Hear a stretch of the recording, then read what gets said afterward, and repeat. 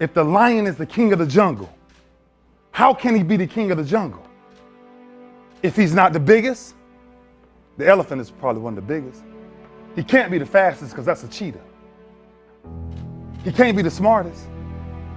So he's not the biggest, the fastest, or the smartest. So how does the lion become the king of the jungle? His mentality. That's the only difference of a lion and an elephant. When a lion walks up and sees an elephant, he thinks lunch.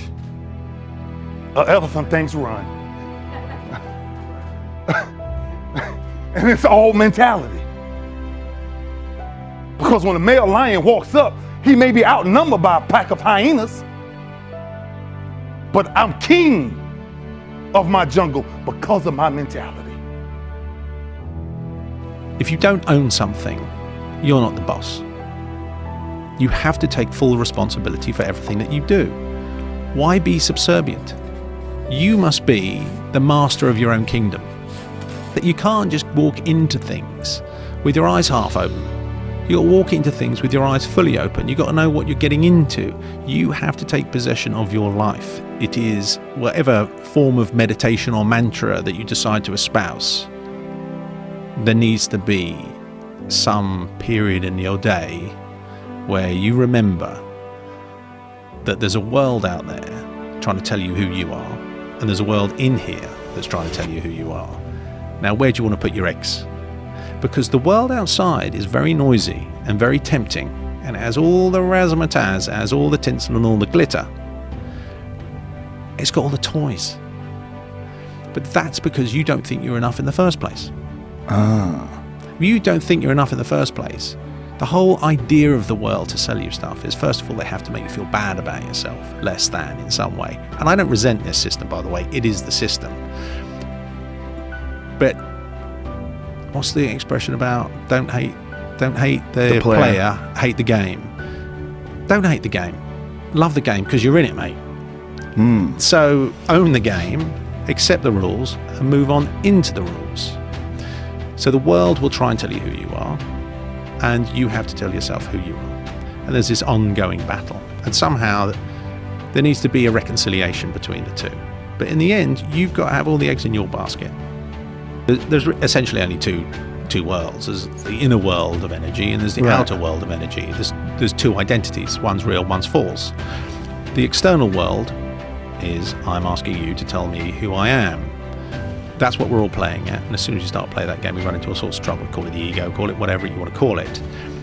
But that's the dynamic that we're in. And somehow we have to give ourselves enough confidence to reassure ourselves that we are enough. However, I enter the game because I've got to move on in the world. I've got to crack on in the world. And I know there's loads of temptations that can come along the way. So I will own the suit. I'm going to wear the suit, but I'm going to own the suit. Now, I don't mean by paying for it. I mean by owning it. It's now my suit. It's my idea to put on this suit. I have to personalize it in some way. I have to understand a narrative that allows me to own that suit. And thereby, I put on my suit of armor and I come out into the world. And guess what? I'm having a good time because I'm owning the suit. You are enough. You have to leave yourself to understand the value of yourself. You have to lose stuff before you realize that all the stuff that you're losing is ephemeral and transitory. It's not yours. You're enough. You're always enough. But you've got to somehow prostitute yourself before you realize your own value. Every man in himself is aristocratic, that he is his own king. He takes a sojourn into the material world, has to climb up all the different rungs on the ladder, and ultimately has to return to himself. The significance of the extraction from the sword from the stone is the stone is the material world.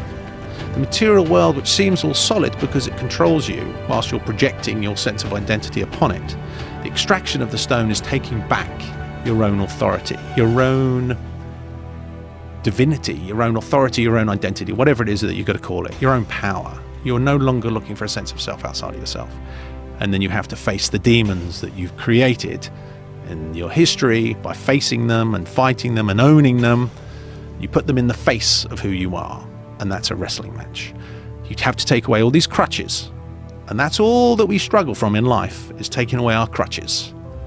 Oh, please tell me who I am. Oh, please give me a bit more money so other people think I'm clever. Oh, and then I'll have a nice car and people think I'm clever. You've got to take away all these crutches and stand as the man that you are, and you're liberated from your whole thing. And in our literal mind, we look at a narrative and we see the narrative for what we believe it to be, the exterior aspect of the narrative. So we see the world upside down. We're not actually interested in the essence of the narrative because we're so busy pandering after the approval of others. So everything that we see, every narrative that we listen to, every film that you see, you're not really interested in its soul.